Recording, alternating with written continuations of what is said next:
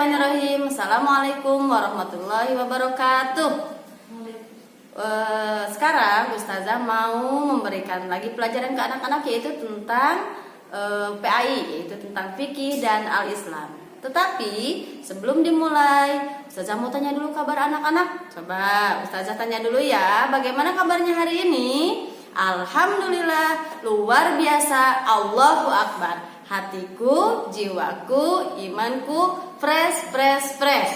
Nih, sebelum Ustazah memulai semuanya, Ustazah mau ini dulu, mau lihat dulu, coba masih ada enggak anak-anaknya yang masih malas-malas, masih tiduran. Nih, sekarang Ustazah mau mulai pelajaran, yaitu pelajaran fikih. Nah, coba pelajaran fikih yaitu tentang saum. Siapa yang tahu coba apa artinya saum? Nih, Ustazah mau menjelaskan apa arti saum. Saum adalah kita menahan makan dan menahan minum dari mulai azan subuh sampai azan maghrib. Nah, setelah maghrib baru ada yang namanya iftar. Kalau iftar itu apa coba? Iftar itu adalah berbuka puasa. Nah, sebelum berbuka puasa anak-anak harus apa dulu coba? Harus berdoa dulu. Nah, supaya kuat apa? Puasanya, saumnya, berarti kita itu harus sahur dulu. Nah, coba Ustazah mau tanya dulu, apa coba artinya sahur? Nih, sahur adalah makan atau minum ketika sebelum azan subuh. Nah, itu adalah artinya sahur. Sahur itu hukumnya itu adalah sunat, tidak wajib. Kalau wajib kan kalau misalnya kita tidak mengerjakan itu kita mendapatkan siksa nih. Nah, mendapatkan dosanya. Tapi kalau sunat itu dikerjakan mendapat pahala, tidak dikerjakan tidak mendapat dosa, tidak mendapatkan siksanya. Jadi ketika kita mau sahur itu hukumnya sunat. Tetapi kata Rasulullah, sahur itu lebih baik. Nah, kenapa coba lebih baik dan lebih bagus? Karena kalau kita mau sahur dari pagi, dari adzan subuh sampai adzan maghrib, kalau kita tidak sahur, kita akan lemes nih badannya. Gimana coba? Tapi kalau anak-anaknya, kalau kitanya sahur dulu, kita akan merasa kuat, insya Allah akan sampai kepada waktunya berbuka puasa nanti di maghrib.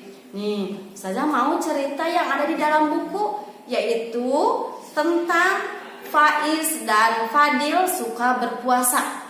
Nih, suatu hari di bulan Ramadan, Faiz tampak sedang makan di balik pohon. Tiba-tiba ada Fadil datang. Faiznya itu lagi ngumpet di balik pohon. Kata Fadil, Faiz, kamu lagi apa? Ternyata Faiznya terkejut. Kata Faiz, aku lagi makan es krim. Terus Fadilnya bertanya, lah kenapa kamu kok nggak puasa? Ini kan bulan puasa. Iya, tapi aku kan haus, katanya. Tapi kemudian Fadilnya bercerita lagi, kalau di bulan puasa itu walaupun kita masih kecil, kita diwajibkan untuk belajar berpuasa. Akhirnya Faiznya merasa berdosa. Nah, akhirnya Faiz berjanji kalau besoknya itu akan berpuasa dan tidak mengulangi lagi perbuatan dosanya. Nah, itu adalah cerita tentang yang ada di dalam buku.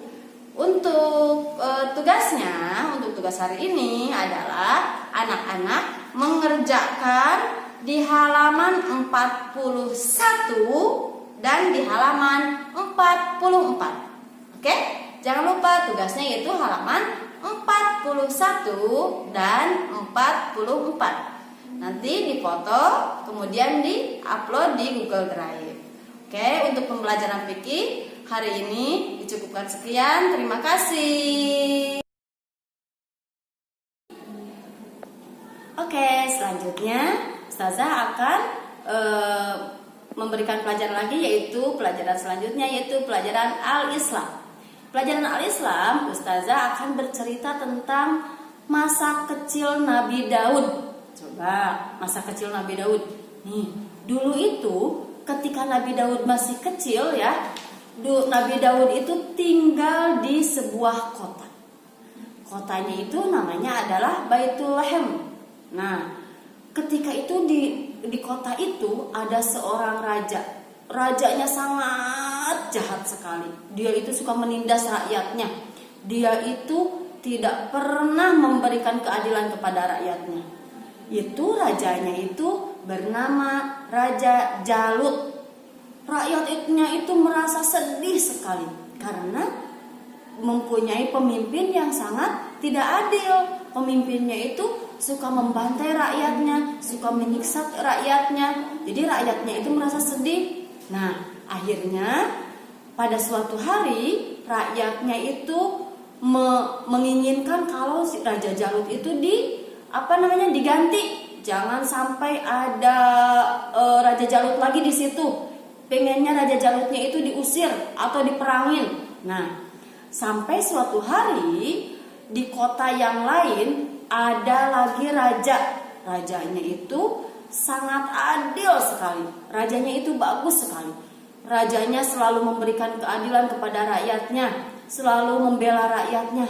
Nah, kalau di kota yang lain itu ada rajanya itu bernamanya Raja Tolut.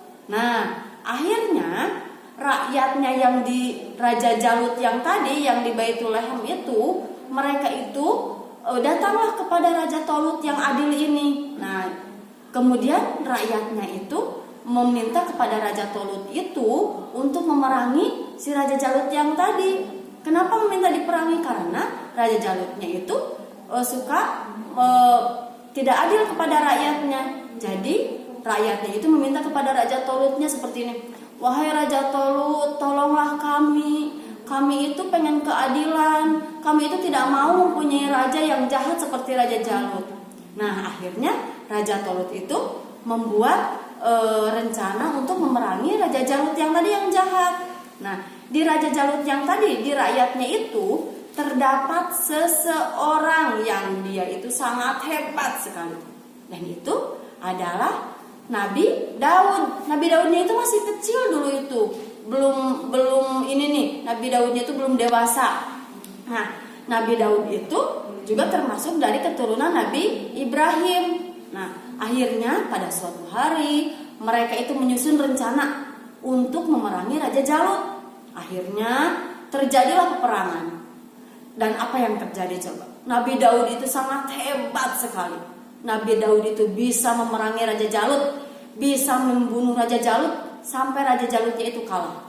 Nah, kemudian setelah itu Nabi Daud itu menjadi orang yang paling hebat. Walaupun dia masih kecil, tapi Nabi Daud itu paling hebat karena sudah bisa mengalahkan peperangan, untuk memerangan Raja Jalut. Nah, setelah Raja Jalutnya kalah, setelah Raja Jalutnya itu sudah tidak ada, akhirnya apa yang terjadi? Nabi Daud itu diangkat menjadi seorang raja.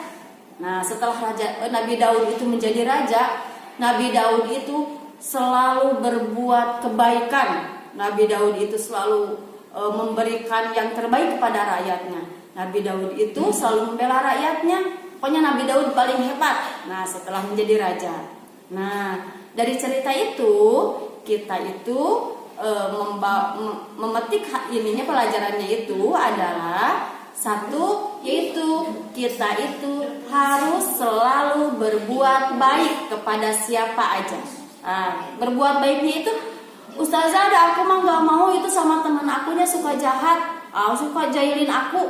Tetapi kita itu dalam hati berniat kita selalu berbuat kebaikan kepada siapapun itu. Walaupun orangnya selalu jahilin kita itu jangan membalas lagi dengan kejahilannya, jangan membalas lagi dengan kejelekan, tapi balas dengan kebaikan. Nanti juga orang yang selalu menjahili kita, kalau dikit sama kita dibalas dengan kebaikan, nanti dianya juga akan malu sendiri dan insya Allah orangnya akan lebih baik lagi. Kemudian pelajaran yang dipetik dari cerita itu adalah yaitu Nabi Daud itu berani berani apa coba? Berani melawan kejelekan. Nabi Daud itu tidak pernah pantang mundur, tidak pernah Nabi Daud itu, aku mah nggak mau perang melawan Raja Jalut yang jahat. Tapi Nabi Daud selalu semangat. Nah, anak-anak juga harus semangat. Ketika kita akan berbuat melawan kejelekan, berarti kita harus tetap semangat. Nah, itulah pelajaran Ustazah hari ini, pelajaran Al-Islam, yaitu tentang masa kecil Nabi Daud. Jangan lupa tugasnya untuk hari ini adalah anak-anak mengisi di buku, yaitu halaman 53. Nah, setelah diisi, jangan lupa sama anak-anak difoto, kemudian diupload di Google Drive. Oke, untuk pelajaran Al-Islam dicukupkan sekian. Mudah-mudahan anak-anak selalu semangat untuk mengerjakan semua tugasnya. Alhamdulillahirrahmanirrahim. Untuk pelajarannya sudah selesai. Jangan lupa anak-anak di like dan di subscribe di channelnya Level 1 Jemara. Oke, untuk pelajaran PAI dicukupkan sekian. Wabillahi taufiq wal hidayah. Wassalamualaikum warahmatullahi wabarakatuh. Terima kasih.